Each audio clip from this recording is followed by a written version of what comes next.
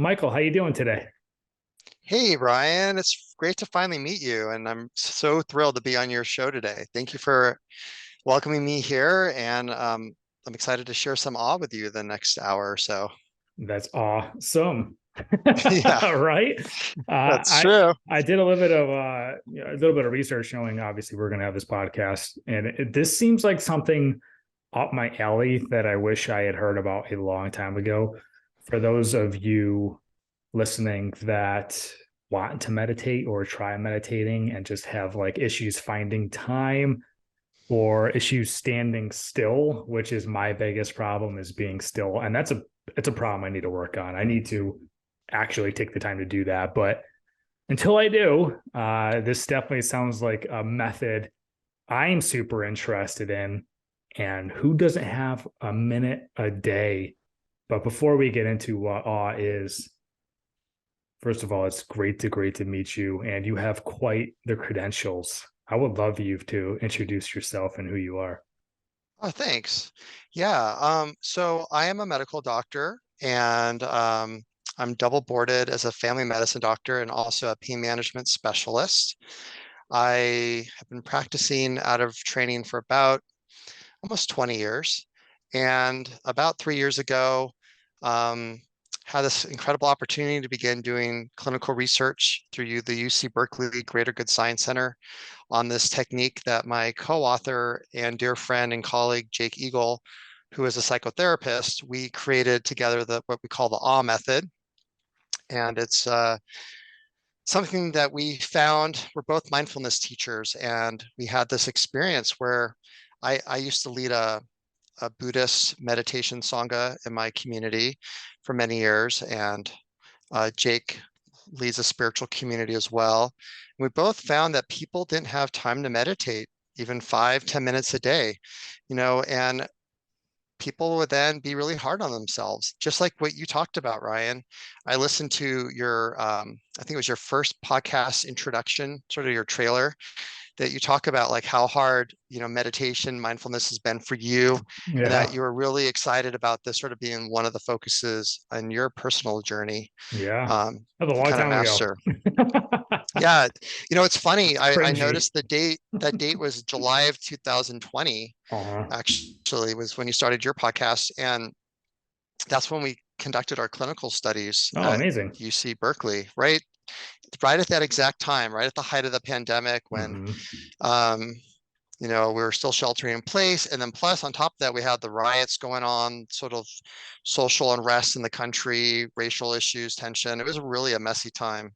Oof. So I that's can't. why, I was gonna say I can't tell. I if does that seem like it was 2 months ago or 20 years ago? It just man, what a different world, huh? Still well, is. when you experience awe, actually your perception of time changes. So Mm. I'm experiencing a lot of awe throughout my days, and I would say it feels like quite a long time ago because what happens with awe is that your experience of time expands. So instead of a day perhaps clipping by sort of fast, when you're doing your routine, when you tap into awe all throughout your day, you experience your time dilates, time expands over those minutes seem to almost become hours sometimes. It's profound. That's Yeah. incredible. That's absolutely incredible. And for those of you who are listening to this, you are dressed to the nines for Hawaii, which is where you are currently residing, which may be why you experience awe every day too. I'm Yeah, well, super jealous of that. what's really unique about, yeah, so I am in Kauai right now. I feel really grateful and blessed. We have a second home here that we also rent out as an Airbnb when we're not here. But Smart. um, yeah, so it's kind of fun to dabble in a little bit of real estate investment on the side. But yeah, so we spend a fair amount of time here. Also, I live in Santa Cruz. I work as a pain management specialist at our local nonprofit community health center. Um, love my job there, and I'm doing research. We did conduct two large studies with UC Berkeley back in 2020, and science is sometimes a slow process. So we're hopefully going to get all of our papers published next year in 2023. We have our book coming out The Power of Awe in January, which we're really thrilled and excited about, which talks all about the awe method and our research findings, as well as sort of the theory of how this practice works, and why awe is the most powerful of all emotions. That, I mean, there's just so much there. It really fills up a full book, surprisingly. Congratulations on releasing a book. I know that's a huge deal. I think one of these days it may be a life goal of mine, and I can't imagine that day if I ever release a book. So I'm super happy for you. I'm sure there's a lot of work, research, dedication, sleepless nights, but Yeah, it congratulations. was a That's a really lot. big It deal. it was quite a journey, I will say. And we didn't. What's really amazing about this for Jake and I is we never planned to write a book. We never planned um, any of what's come of this. We just wanted to help people. When the pandemic first hit, we had already come up with this idea of the awe method. We had both done pilot studies. I did one with about a dozen of my own patients, and he did a, with about 20 of his clients. And we tested this really unique and profound mindfulness technique that takes just 5 to 15 seconds to do. And we asked people to do it 3 times a day. And then we followed them over a 21-day period. And our results were really off the charts in terms of improvement of depression, anxiety, chronic pain, loneliness. So after we had these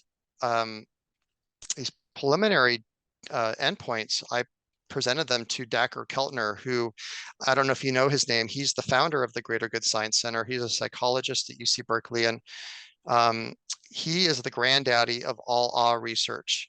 If you look at all the papers that have been published since about 2003, when they wrote their first seminal paper, he's basically been one of the authors on every paper. And when I shared with him our initial findings, he was really just blown away. He said that this was the future of mindfulness, what we had come up with. Because what's unique about the awe method is that all the research that was done on awe prior to our book and our research was on extraordinary awe, right? So you could think, Ryan, for a moment, I don't know if you've been to the Grand Canyon, or Mhm. I know you live on the East Coast. So it's like going to New York City. I think you're originally from upstate New York, if I remember. But Yep. like when you go to the city and you see those like really tall buildings, I mean, that's extraordinary awe. Like, how do these buildings stand, 90, 100 stories tall? Like, how's that even possible? Mhm.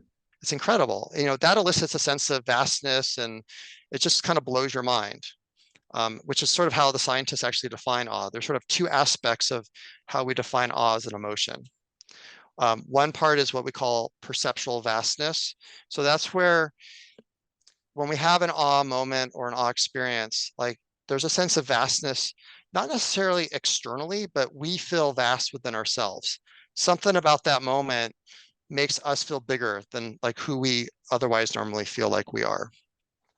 And then the second aspect is what we call accommodation, which is this idea that an awe experience kind of blows your circuits of your mind in a way where you experience novelty in the way you look at the world, right? Like if you've ever been to Yosemite Valley and you look at these 3,000-foot drops of straight granite slabs, like how's that even possible that this granite is standing vertically like that and not collapsed and crumbled into little pieces?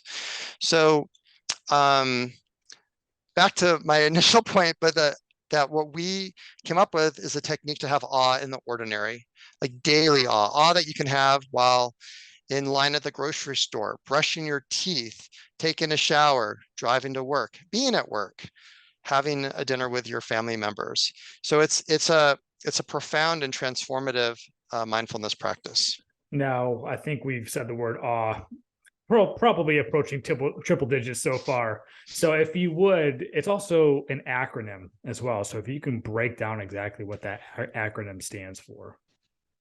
Yeah, sure. So we define the word awe, like just the normal word awe that's used in the dictionary, for us in terms of our work and our book, as an emotional experience in which we sense being in the presence of something that transcends our normal perception of the world. But we took the word awe and we dissected it into an acronym. So we use the word awe as the A stands for attention, the W is wait, and the E stands for exhale and expand. So I'll briefly talk to you about what the awe method is, but I'm not going to actually lead the viewers through a technique, through the actual practice, because I know for me, I listen to almost all my podcasts while I'm driving my car, Hmm. and it can be a profound mindfulness technique. So I don't want someone to, get in a car accident because they've sort of entered. Whoops. Sorry about that. That's fine. My camera just got so excited I knocked over my camera. Oh, good. Um, a little bit of an awe moment there. Okay, we're back on screen.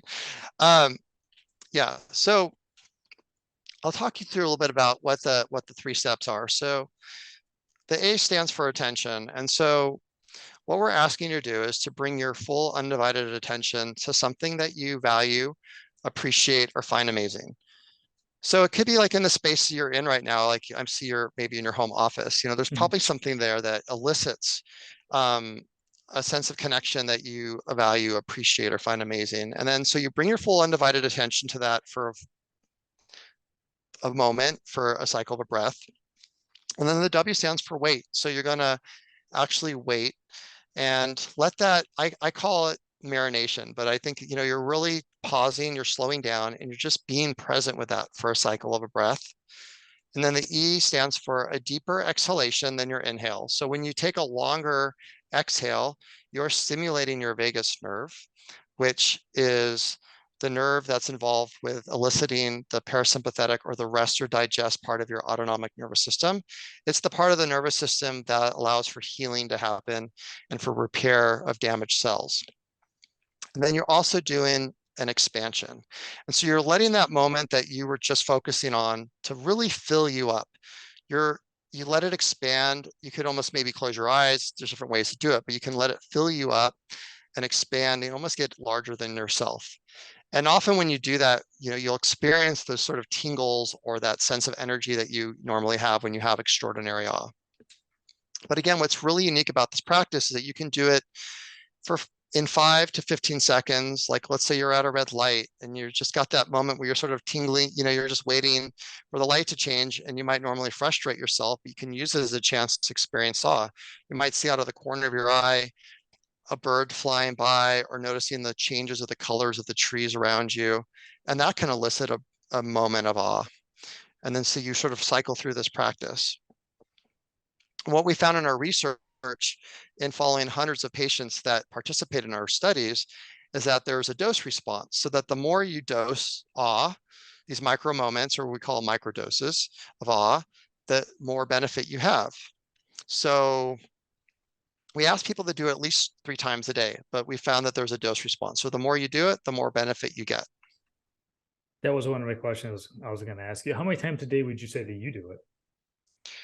I have to, at this point, I don't have to work through the acronym AWE to have awe moments. Well, They spontaneously arise. So what we would say is that the awe practice, the AWE practice, is sort of like training wheels. It's like you're learning to build your awe muscle. And over time, once you do that, and for some people, it can start to happen within a matter of a few days, you start to experience spontaneous awe. And it just happens all throughout your day. So I would say that I probably have awe moments maybe in the hundreds of times a day. Little things capture my eye throughout the day that just kind of give me that sense of awe and wonder and curiosity. Um, it's also concepts. We break down awe into 3 sort of categories in our book, and one of them is conceptual awe. If you think about like the vastness of the universe and how it takes light 8 minutes to travel from the sun. If I'm outside just sort of appreciating how the light filters through the trees in my yard, I can just be like, wow, this light hmm, just traveled from the sun like 8 minutes ago. Like, how amazing is that? hmm. Yeah. It's so So many things we take for granted every day. And I feel that we all could be a little more grateful for the things that are around us, just being alive, waking up, seeing the sun, seeing our loved ones, petting our dog, things like that. And I think, I mean, who doesn't have a minute a day to do that? It's one of those things where a lot of times we're given the keys to do something to make our life better, whether it's go exercise for an hour or go read a book for I don't know, that's 800 pages that would change your life. But like people don't want to do that. And they just find excuses. They get halfway done, like, I quit, right? This is a minute Yeah, a day. This is a minute right. a day. You have no excuse not to do this. Yeah, in our research, I'll just share a little bit about our study, but we taught people how to learn this method in a 21-day program. That's awesome. Um, and the homework, if you call it homework, was to, practice this 3 times a day, which takes about 15 seconds to do. Um, we follow people pre and post with daily surveys.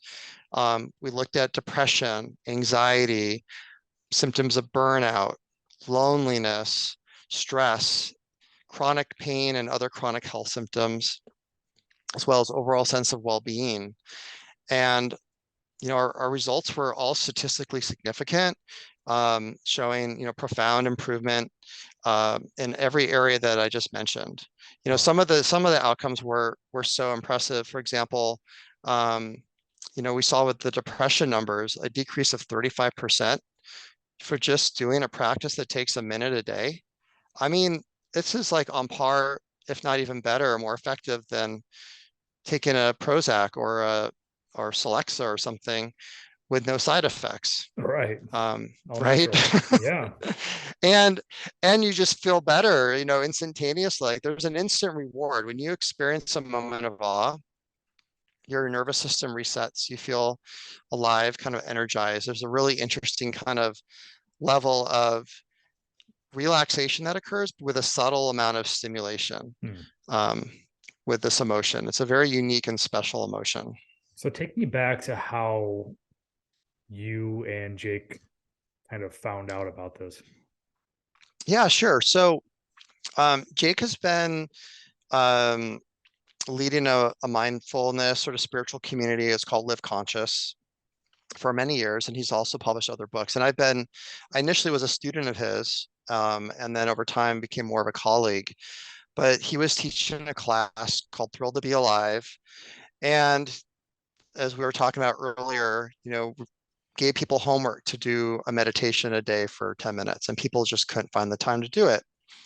And I was also a mindfulness teacher, and we came up with this idea of maybe we can teach people to do micro meditations that take just 10, 20, 30 seconds to do. And at the time I was living, in California, and Jake was here in Hawaii, and I flew out to his house and we spent time kind of investigating, like if we were to create the ideal mindfulness technique that you could get to a transcendent or a relaxed state, an awakened state, as fast as possible with as little effort as possible. Like, what would that practice be? And so we dabbled with different ideas, and it all kind of came together quite funny. I was actually making Jake and Hannah pancakes one morning. I was staying at their house during the visit. And Hawaii is filled with so much extraordinary awe. Like there's awe everywhere. Like there's rainbows and the sky and the water and the greenery. It's like it's the food. Everything of Hawaii is like stimulatory awe on a very extraordinary level. But it was actually in this moment of making pancakes where it kind of all came together. And I had never in all the years, of like raising my daughter and probably made thousands of pancakes. I love pancakes, and I've never actually sat and watched pancakes cook. I was sort of in this enlightened, mindful state, and I just sat there and watched the batter go from a liquid to a solid. And I had this kind of epiphany. I was like, this is the practice. It's about bringing our full, undivided attention to just something ordinary that in that moment I was appreciating and just being with it, that pause, that wait, and then just letting that, I took some deep breaths with a deep exhale and letting that moment expand inside of me. And it was like really this profound awe moment. And from that, we designed the practice and the 3 steps of the awe method. And that kind of launched us into doing our research as well. It's funny how things happen when you least expect it. That's how like the Yeah, best who things would have happen in guessed? life, right? I Now, would have guessed that making pancakes would have led to a book and being here on the podcast and getting to exactly. meet your community today. Right. And yeah, Yeah. it is truly funny how life works in ways like that. And there's probably a lot of people thinking this might be too good to be true. This sounds too good to be true. What's something that you would say to them? Well, I would just say, just do it, try it. Don't be don't be a naysayer and don't give it a shot. One of the things, so I've been a mindfulness student probably since my teens. I'm in my late 40s now, so I've been studying mindfulness for a long, long time to deal with anxiety. I used to have a really bad test taking anxiety and get panic attacks, and Mm. that's why I got into mindfulness initially. Was I had a big panic attack taking the MCAT, the test to get into medical school. And I realized that I had to work with my mind. I didn't want to have to take drugs to calm it. I wanted to learn how to work with it. And so it kind of brought me into the whole world of mindfulness. I became a student. And then over time, I eventually did a teacher training program at a very large, well-respected meditation center called Spirit Rock out in California about 10 years ago. And, in that journey, have really learned to study how the mind works and how the mind can be a huge blessing as well as like, our biggest curse as well. Um, and I would say that it took me probably 20 years to have sort of this transcendent mindfulness experience. I was on a 10-day retreat. I had done many 10-day retreats. I had spent so many thousands of hours, practicing, studying Buddhism, Vipassana, studying other forms of mindfulness and meditation. I spent time a month in China studying Qigong and becoming a Wow. Qigong teacher. I did a lot of stuff, and I have to say that this technique that Jake and I came up with is, we call it a shortcut to transcendence, and it really is. It's sort of the state that we strive and we try to get to by doing all these other mindfulness practices that take a lot of effort and a lot of discipline, but this just comes naturally. Like I feel as though we're wired, sort of our birthright by the creator, that we're here to experience awe on this planet, not just extraordinary moments like once a month or once or a few times a year. Like we're meant to have awe every day, like many, many times a day, for wellness for our mind and our body. Yeah, there's a Yeah. lot of things I'm thinking right now. It's like, how do you feel, honestly, personally, to have like found this hack in life? Like, I Right. I feel guess like you've it's, unlocked something, right? yeah, I mean, it's like really humbling though, because, Jake and I, like, we're both healers. We're both dedicated towards the relief of suffering of individuals and on a planetary level. So it never really was our motivation to write a book or to I don't know, do podcasts per se. Like we just really wanted to like help people. And so it is really profound how we stumbled upon this technique that is, it's not just like the personal level, like we know that it works, but we know that it works in scientifically. And then there's science behind it, mechanisms. We understand how it changes the brain, like what's happening neurophysiologically. We understand that through some of our research, but more like other people's research that has studied the emotion of awe. And yeah, I'm just really thrilled. It totally changed my life directory. I'm doing less clinical work, working out clinically part-time, and we're doing new studies at UC Davis with a postdoc at UC San Francisco. So we're like kind of going all in on this awe research, and it's really exciting because the initial research on awe, number one, was all an extraordinary awe, which we can't access every day. That's just not sustainable, right? It's not a Mm. sustainable practice. And then two, as a medical doctor, I'm now taking this into the arena of using this as a medical intervention. All the prior awe researchers were, for the most part, psychologists, sociologists. They looked at kind of more the mental health side of things, or understanding the behavior when you have an awe moment. But now we're taking it into the clinical arena, where we're actually doing two studies. Where our next big one is that we're starting early next year, is for COVID long haul. Mm. Which I read some staggering number that 23 million Americans are suffering from long COVID symptoms right now. Oof. Brain fog, fatigue, like neurological changes that are just chronic um, for them. And I mean, we're actually, going to apply the awe method technique in a more robust study and teach this to, hopefully many hundreds of people enrolling in our study. Yeah, there's a lot of people in the world that can use this now. Um, I know a lot. Anxiety's rampant, Yeah, depression is anxiety is rampant. rampant. It's bad. Yeah. It's really bad. And I know you've touched on research a few times. Is there like a specific piece of research or a study that was profound to you? In terms of the around the area of awe, Yeah, um, with regards to anxiety or just in general, would you say? just in Kind of. general. Yeah. Well, there's this one piece that I'm really excited about with awe, and um, it's this is that it awe opens up our views of the world.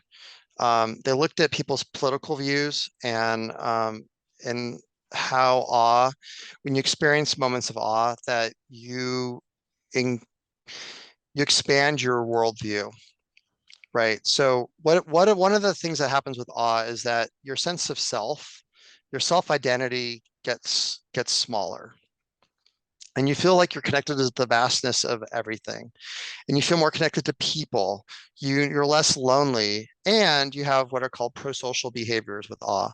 So awe makes you a kinder person. Awe makes you a more generous person. Awe makes you more concerned for the welfare of others. You want to give, you want to take care of people. And so I think what's happened and kind of where we've gone off track in our kind of human evolution, perhaps with technology and getting disconnected from nature, because nature is our biggest elicitor of awe in our Mm, lives, right? Being in mm, nature. And we're so removed from nature now. But that we live in an awe-starved culture. And I think that some of the big social ills we're dealing with is because we don't know how to connect to a sense of wonderment and of awe of the world anymore. We've lost that connection. And I believe that this work, the ease of this technique, can bring people back to living in awe every day, many times a day, which will then have benefits with what we're facing, like in the United States, where people have become so overly polarized on their identity of self. You know, I'm a Republican, I'm a Democrat, I'm this, I'm that, and they don't even want to listen to other people's views, nor even consider the possibility of holding the space for divergent views. And what awe does is it creates space. It creates this freedom. I mean, in this space is freedom. I mean, this is, I think, what people say, that Viktor Frankl quote. I don't know if you've heard that mindfulness quote. what's that? It's that freedom that I want to actually just make sure I say the actual quote exactly correct. I love me some good quotes. Um, yeah, it's about stimulus. So the quote is, between stimulus and response, there is a space. In that space is our power to choose our response. In our response lies our growth and our freedom. So what awe does is it creates that space, right? So if you think about, I'll give an example. Um, if you're driving, down on the highway and someone cuts you off, and you're already kind of in a frustrated, agitated space, you're likely going to give the person the finger and kind of yell and snap back. But if you're in a place of gratitude and you're Mm, kind of in that heartfelt space of being grateful for life, for being able to drive, to get places, if you had just, let's say, recently had a moment of awe where you're feeling calm and at ease and at peace, that person cutting you off, you might be like, oh, like, yo, bro, like, no problem. Just like drive on, be safe, like, take care of yourself. Like, I'm sorry you're having a rough day. So, what mindfulness practices, like, I've used this quote many times when I've taught mindfulness before, because in general, we think of mindfulness as slowing down that gap between stimulus and response, right? Like that, it gives you that space so that you can be thoughtful and mindful before you respond after you have a stimulus. mm. Yeah, I And absolutely that's love why that. cognitive behavioral therapy, it kind of works on that level, right? You're like Yeah. being mindful of your thoughts or your behaviors so that there's that space so you can then make You can choose your response. And in that choice is where freedom lies. And what awe does is it creates that space, that vacuum of space and the time, not just like, it creates a sense of time space, but it also creates a spaciousness within our sense of self so that we then have the ultimate freedom to choose how we want to be and see the world. That makes a lot of sense now that you just kind of broke it down like that. I do find it interesting that, we've anybody listening to this has probably been cut off by a car at some point. It's funny that some days it is kind of like you must have had a bad day. I'm gonna let you go. Something, maybe you have an emergency. And then the next day could be like, F that. Oh, what's up with Yeah. you, man? So as you talk about this, is this kind of almost like a muscle, like you continue to practice, you continue to get better at it, and if you kind of stop, you might get a little rusty at it? Yeah, it's a great question. I just want to follow up on one little point that you brought up Yeah. just a second ago is about sort of, noticing what we call is your level of consciousness. And this is sort of a whole section of our book is we talk about, what level of consciousness are you in? So if you're in a state of consciousness, and we call it safety consciousness, um, and it's like the state of consciousness we're mostly in all the time when we're at work or we're shopping or we're just like living our ordinary lives. We're in a state of safety consciousness. I mean, we're productive, but we're also more reactive and we're defensive and we're not very present. We're not very aware. I mean, that's where most of us live 99% of our lives, Mm. right? And that's the state probably where you might flip someone off who cut you off, or even that, leads to road rage. So the next level of consciousness, kind of a higher up level, is what we call heart consciousness. And so heart consciousness is when we are grateful. And even if right now, like you probably notice a change in my voice as I'm talking because I thought about, you know, my family and my parents are visiting me right now in Hawaii and, Oh, excellent. just so appreciative that I can, both still have both my parents alive. And Yeah. um, when we're in that heart space, we're at a higher level of consciousness. If someone were to cut me off, like that's where I might feel kind of like, hey, bro, it's all good. Like, no problem. Like, I hope you have a good day. And then the next highest level of consciousness, we call that spacious consciousness. And that's where awe is. That's where the space where awe is, where the awe practice that I've taught you and we're learning about here in this podcast, it brings us to that state of spacious consciousness. And it's different than being in gratitude. It's a space where there are no words. We're just fully present, we're non-reactive, we're very open, we're receptive. Um, and we're our full attention is in a state of kind of that sense of wonder and amazement of being alive.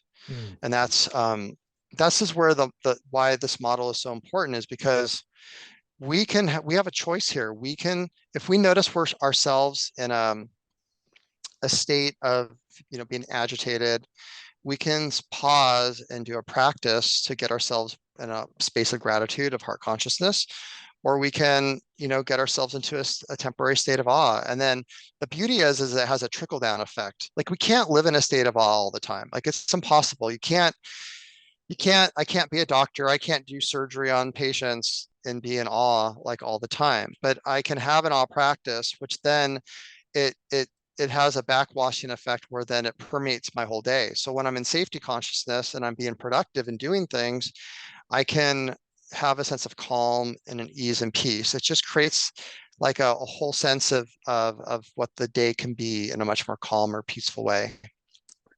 Yeah. Would you say, I'm going to guess the answer is no because you do it consistently. I was going to ask you if you would think that it gets harder maybe the more you do it because less things might give you awe, or if you keep using the same object or objects, or like you brought up, like New York City, going to see the skyscrapers and stuff like that. I'm sure if you live in New York City, after a few weeks, you're going to get kind of used to it. So I'm just thinking out loud, like, does that get a little more difficult over time? I would say definitely not. It's surprising. It actually, in some ways, it feels like it's getting easier. And the same thing can give me awe in different ways Hmm.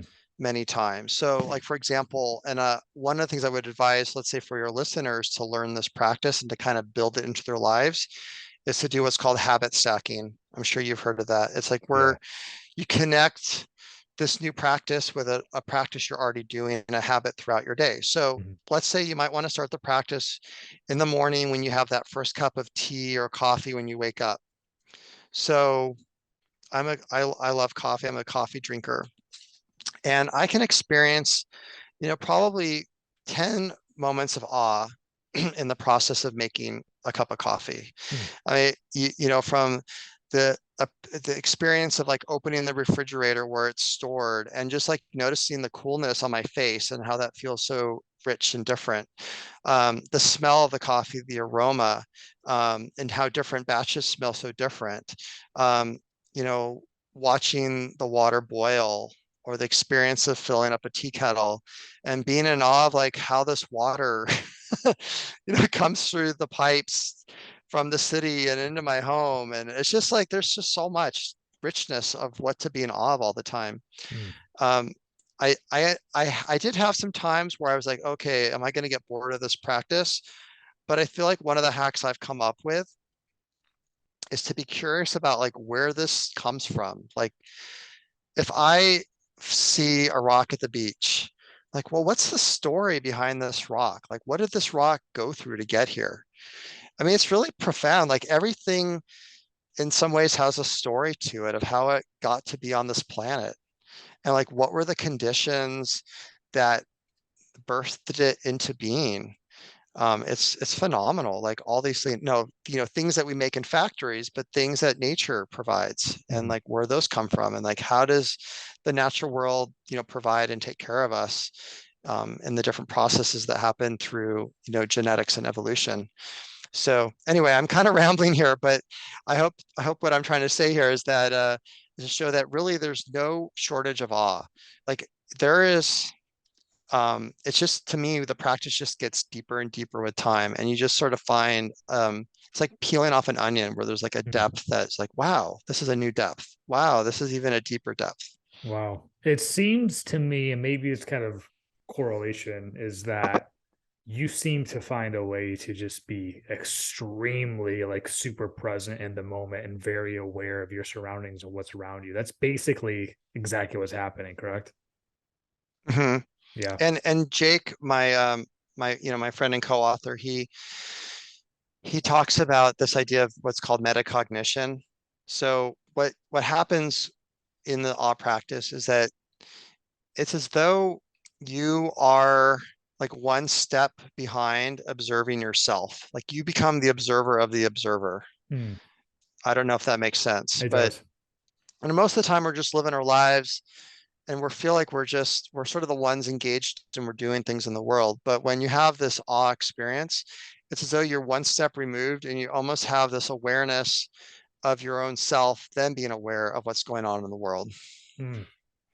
That is Yeah. super interesting. I'm going to ask you a question that's just kind of popped in my head that you may have no answer to, but I want to ask it anyways. Is there some kind of like an equivalent with like a psychedelic and or like an ayahuasca or something that's coming to my mind? I've never personally done that. I do find it interesting. I think psychedelics are starting to be studied a lot more and brought to the forefront. And I think a lot of this, I ask this because a lot of what you're talking about is, I think, why people take psychedelics is to get to this state of what you're talking about. So has there been any kind of like correlation with psychedelics and what you're talking about? Yeah, that's a great question. So a few things. Well, this is funny, but we actually were initially going to call our book Microdosing Mindfulness. And right now the idea of microdosing is really kind of a meme around, use of psychedelics, Mm. because you can use psychedelic mushrooms in small amounts daily to kind of have, benefits for depression and Mhm. anxiety and other PTSD and other mental health issues. Um, so there is research going on in this area, and I know that my colleague at UC Berkeley, whose lab we're a part of, Dacker Keltner. He's the founder of the Greater Good Science Center. He's, really interested in this area of psychedelic research as well. And I believe, I'm happy to share I've had experiences with psychedelic mushrooms, both on microdosing levels and kind of more higher therapeutic levels when I have had some challenging times in my life to kind of do some deeper healing. And there is definitely a similarity, Hmm. for sure. Uh, yeah, I think that for people that, let's say, microdose mushrooms a small amount, you're going to notice colors are more vivid, sounds might be a little bit more, vibrant, flavors, textures are noticed on a heightened level. And I think what this awe practice does is you're really building, we call it the awe muscle, but you're building a muscle that, then gifts you the ability to like move through the world and that heightened level of awareness and consciousness. Wow. And everything just gets much richer. Yeah. That's super interesting. Yeah, because Hmm. as you were talking about like almost like the out of body experience, like observing yourself, it just reminded me of I'm aware of people who have taken ayahuasca and they have had like the out of body experiences. And like I said, I know people now who have like dabbled in psychedelics for the reasons that you were saying, like depression and stuff. And if you have found the hack as your research says you have, you don't need to go do any of that or dabble in this stuff. I don't need to go to the Amazon and find a shaman to to experience that kind of enlightenment. And that's absolutely incredible. That is absolutely incredible. That is super exciting. I just that's just mind blowing. It really is. Yeah, our book begins sort of the first line is that we were embarrassed when we stumbled upon a shortcut to transcendence. Yeah. And really, this practice is a shortcut to transcendence. I, the goal for most people, like when they're doing their spiritual mindfulness practices, is to get to this state. It's what the Buddha called nirvana. Mm, And it, by the way, it's not a state you go to and you stay there. It's everything in Buddhism. The idea behind it is everything's in process, right? So we visit a state of nirvana, but we don't live in nirvana. We get to have moments of nirvana, and then we're kind of back into the ordinary, times of our world. But this practice takes us to that state where our mind quiets like completely for brief moments of time, where we're fully present, where our heart is opened, we're very receptive, we feel bigger than the small identity ego self, like our sense of identity expands. We experience a connection to the world around us, to whether you want to call it creator or God or the universe, to other people, to all life on this planet. We just feel this kind of sense of spiritual awakening, mm, in those moments. But I do want to say, and I think this is an important thing to bring up, is that there is a spectrum of awe. mm, And so awe, moments of awe go from the very sort of subtle, maybe sublime, like kind of these very just subtle moments you'll notice different. Like I said, that colors might shift, or you feel like a little warmth in your body, or you might smile a little bit, or you feel a little bit bigger than your normal sense of self. Sense of self is expanded a little bit. Those are kind of like, for most people, are what they're going to experience initially. mm, And that is probably 90 something percent of my awe moments is very subtle. They're not on the far end that we call orgasmic. Like that's the extreme end is orgasmic awe. Like that's what I had in that first moment of like discovering this with making pancakes. Or, the other day I was out, surfing with my family, and, I'm there with kids and my partner, and like sea turtles are popping up, and there's like a rainbow in the sky, and you're seeing the big mountains from Honolulu Bay, and it's just like, oh my God, like this is like so incredible. And like you're tingling everywhere and you feel so alive and vibrational. I mean, that's orgasms, right? mm, But that's the rarity. They don't happen like that all the time. And another thing that's important about this practice, I'd say, is that compared to other mindfulness practices, is that you don't want to force it. In fact, if you try to make this happen, you're probably going to hinder, I mean, in our experience from teaching this to many hundreds of people in our studies, is that when you force this to occur, that it doesn't occur naturally. You have to just allow presence to happen. It's an effortless practice. Like you don't need to force anything. You don't need to like say, oh, I'm going to have an awe moment right now. You just sort of like, you just open and curious, and then the awe arises. It just bubbles up. Yeah, speaking of orgasmic, that's usually how that works too, right? Yeah, and what's challenging in most mindfulness practices is that it takes a lot of effort for people, right? It takes discipline, it takes a lot of commitment. It requires you to, let's say, sit for 5 or 10 minutes, and then you're trying really hard, but your mind starts to wander, and then you judge Mhm. yourself that you're a horrible meditator, and then that thought continues going down the line, and then you're even harder on yourself. And the next day you don't want to do it because it was such a painful experience last time. So, I I mean, get the it. beauty of this practice is that it doesn't take a lot of time. It doesn't take a lot of effort. You get instantaneous results, reward. You get a reward from doing it right away. And it's something that builds on itself. So Mm. the more you do it, the more benefit you get.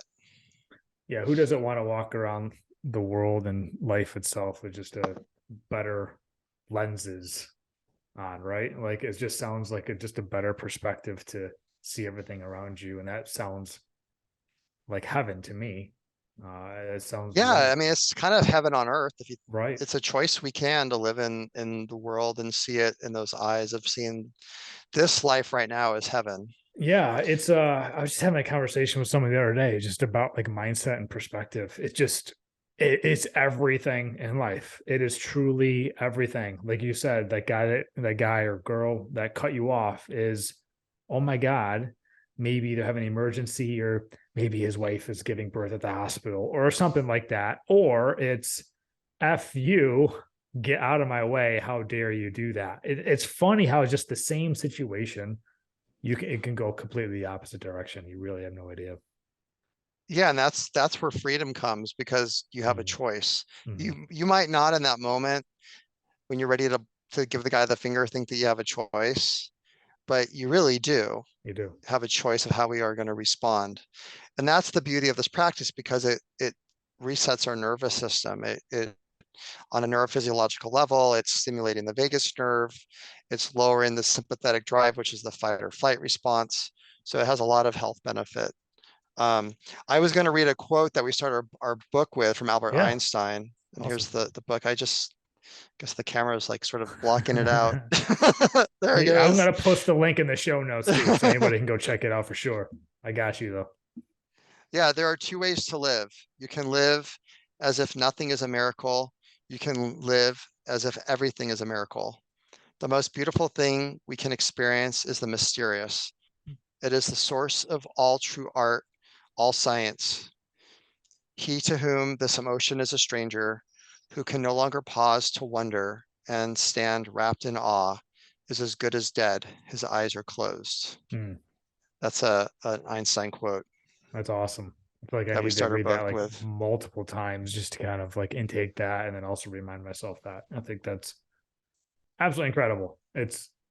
I'm like jealous of your work, honestly, like working with mindset so long. I'm not jealous of you having like such bad anxiety growing up and stuff, which is probably how you got into this study of work. And that's got to be crippling at many occasions.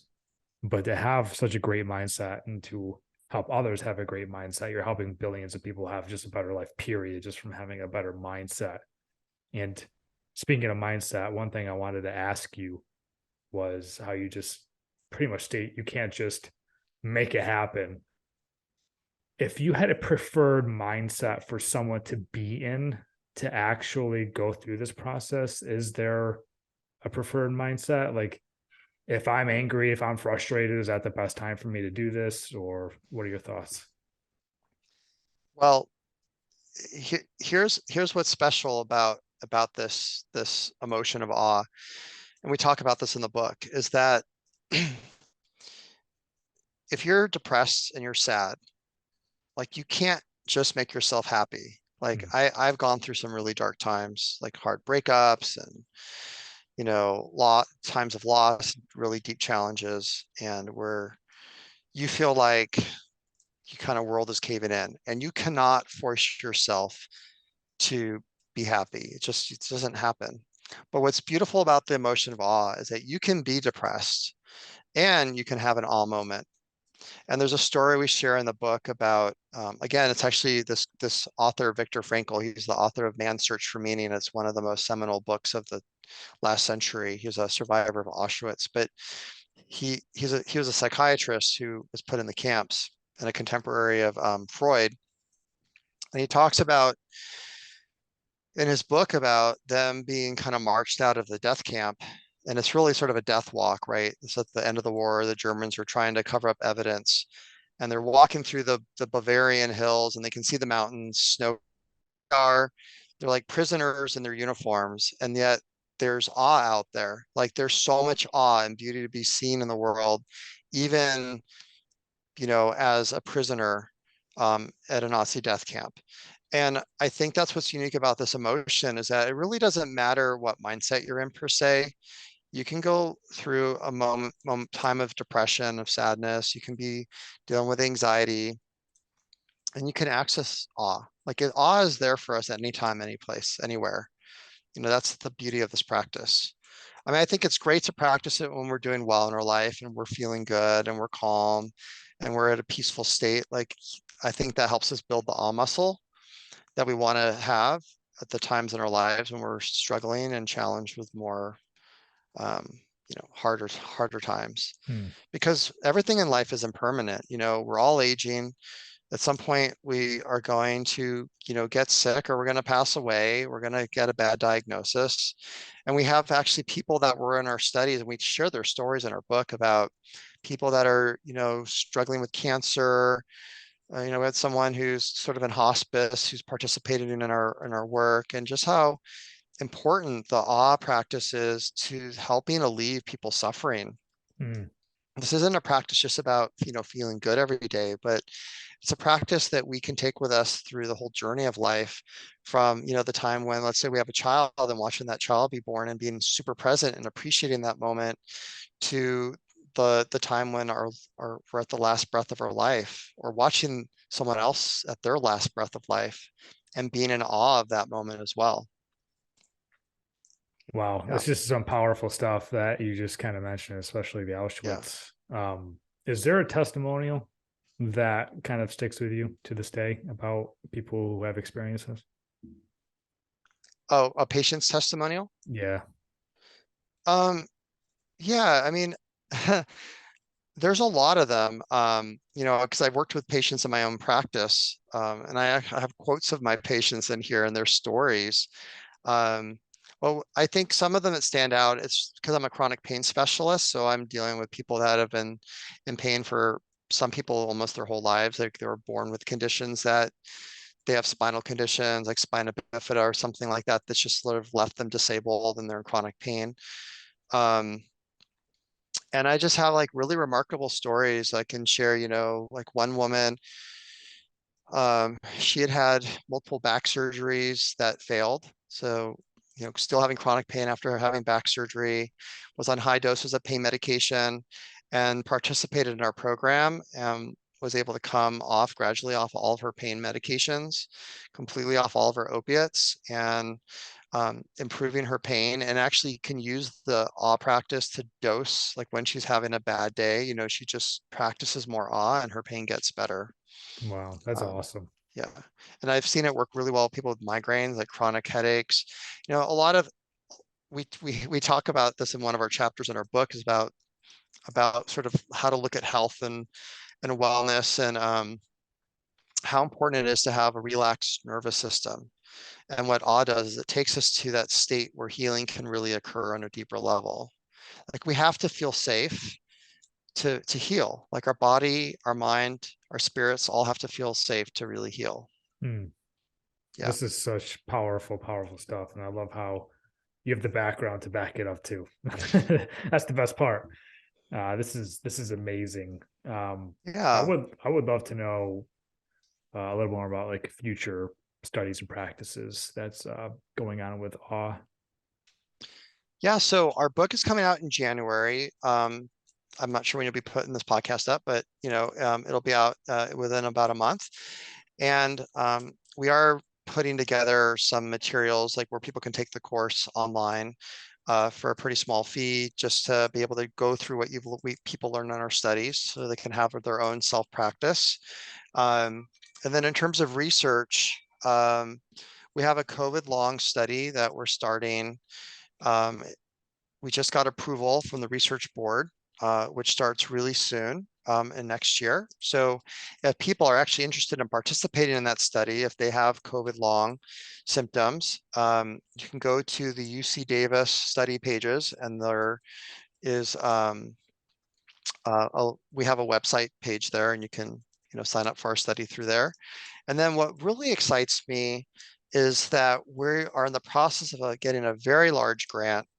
Um, it's a type of grant that allows us to do a lot of the biochemistry behind awe, That's where we great. can do blood values and measure like what's happening in terms of different stress hormones and inflammatory markers like interleukin-6, looking at oxytocin, which is sort of the trust bonding hormone, and all around heart disease, cardiac rehab and heart disease, which is really an exciting area, because heart disease is caused from inflammation that goes on in the body and Mm. in the vascular system. And we know this is one of the most amazing things about the emotion of awe, is that it is the only positive of all emotions that actually decreases inflammatory cytokines, interleukin-6, which is the big bad boy that causes a lot of damage to the heart and other tissues throughout the body, resulting in diabetes and other chronic health conditions. Awe lowers IL-6, which is just incredible if you think Wow. about it. Like, that you're having this transformative, transcendent experience isn't just something you feel, in your mind, and you think differently, but your body feels different, and your body makes different chemicals, and a whole different chemistry happens when we experience awe on a regular basis, many This times a day. reminds me of, like, was it mind follows the body and body follows the mind, right? Hmm.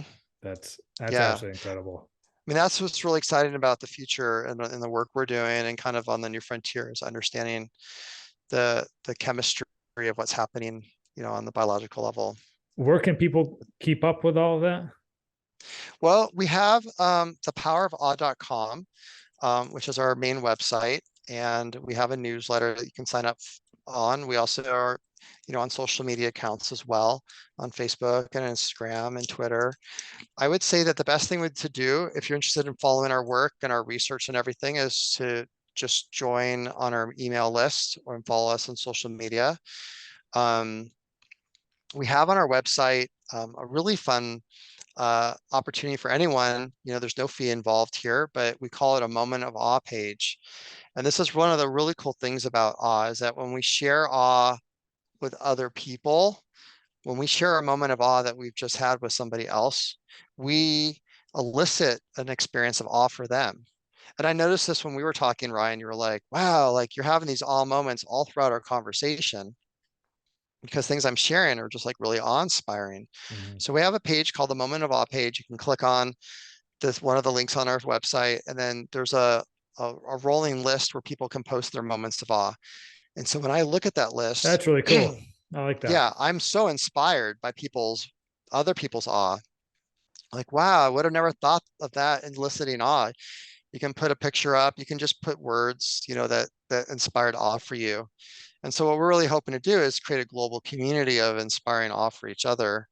And of course, with doing so, just to see how this can improve the world on many levels. Because if you think about it and reflect to what we've talked about this last hour,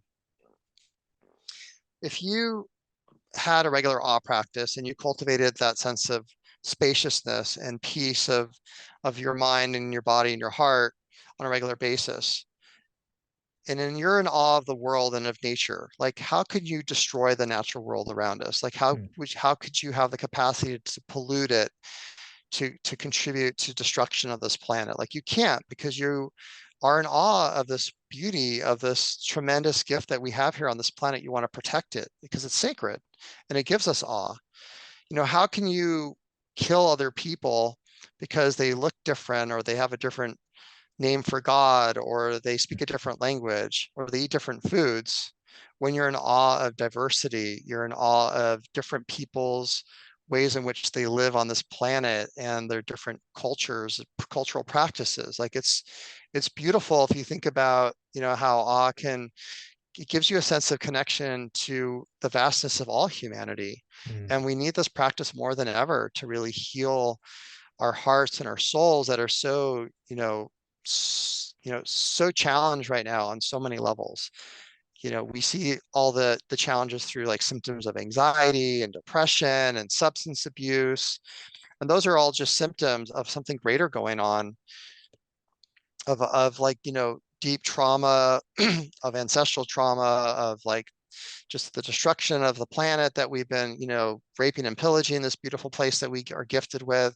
And the awe practice is a way to really heal. It's a soothing balm to do deep healing work to really allow us to get to a much higher level of consciousness to our planet, so we can thrive on this planet and caretake each other. Well said. Yeah. Well said. Michael, I'm in awe of your work, your background.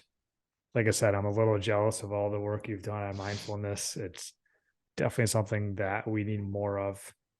And I just loved how you just said all that, because the world really needs that to make it a better place. We have a lot of divisiveness going on here. There's a lot of polarization, a lot of cultures colliding. It's inspiring to hear what you just said. I really appreciate that. And as we wrap this up here, that was a great way to tie the bow there. But I'm going to give you another opportunity if there's any other words of advice or just anything you want to tell the listeners. I think what I just said really sort of ties the bow. Like you said, it's You just really that did. this is a personal practice that we can we do for ourselves, for healing of our own minds and our bodies. But the beauty is that the practice is self-sustaining, and then it spreads out into the world. And to really, I would encourage people to give us if you are hesitant, or you're questioning about this, how can this really be true? Go visit our website, Mhm. or listen to our Audible book, or consider getting our book at the library or buying a copy, and just give the practice a try for 21 days. Participate in our online class and give that a try. I think you'll be so pleasantly surprised to see how much this simple practice of just a minute a day will transform your life. It's really a shortcut to transcendence, and it's where all these other practices want to take us, but Mm. we don't get there because it requires too much effort, and we become our own stumbling block. And the beauty of this practice is that it's effortless. It can be done anytime, any place, anywhere, and it's self-sustaining, and it's something you can share. So Love it. thank you so much, Ryan, for inviting me to be here today. Yeah, Michael, Um, it's been awesome. And I just wanted to let yeah, listeners know everything you've mentioned, including that website and where to find your book and your social media, it's all going to be linked in the show notes. So wherever you listen to this podcast, just scroll down, click on anything you want, follow Michael, go get the book, go take 21 days. I mean, come on. You can't get easier than that. We all have a minute a day. We all do. 10 minutes, most of us do, but we still find excuses. 1 minute, there's no excuses. Come on now. This is it's true. this has been a No blast. excuse, just do it. As I say in the Nike, yeah, just try it. Just It's try really it. that I easy. know. What's the Yeah, worst that can happen is nothing. The greatest that can happen is a really great thing. So yeah. I appreciate your work and your findings and you sharing this with everybody. Michael, has been awesome. You're welcome back anytime. There's probably much more studies and many deeper conversations we can get into about mindfulness and your time over in China. And there's a lot of Yeah. questions I still want to get into, but yeah, this is amazing. Thank you so much for your time. I appreciate it. Well, I'd love to come back in, 6 months or so and dive Anytime. into another aspect and give you some updates on our research. And Yeah, I hope that you and your listeners have a great new year ahead. And Thank you. You too. yeah, the new year is a great time to build some new practices. So 100%. It's a great time. Yeah. And yeah, just to clarify, so what day is your book coming out on in January? Just so people it's know. January 3rd, so right after All the new right. year. There we go. Yeah, that Tuesday you can just and I'm sure on social media we'll have a Facebook Live event, That's with the awesome. launch of the book. So That's great. yeah. Super Well, cool. thank you Super cool. again. It's a pleasure. It's really fun to meet you. Me I too. loved our conversation and your enthusiasm, and thanks for the gifts that you bring out to the world as well. Oh, absolutely. And thank you so much. And go enjoy your awe in Hawaii. That's I amazing. know. Time to get outside. All right. That's a Melakaliki Maka. Aloha and Bye, Michael. mahalo.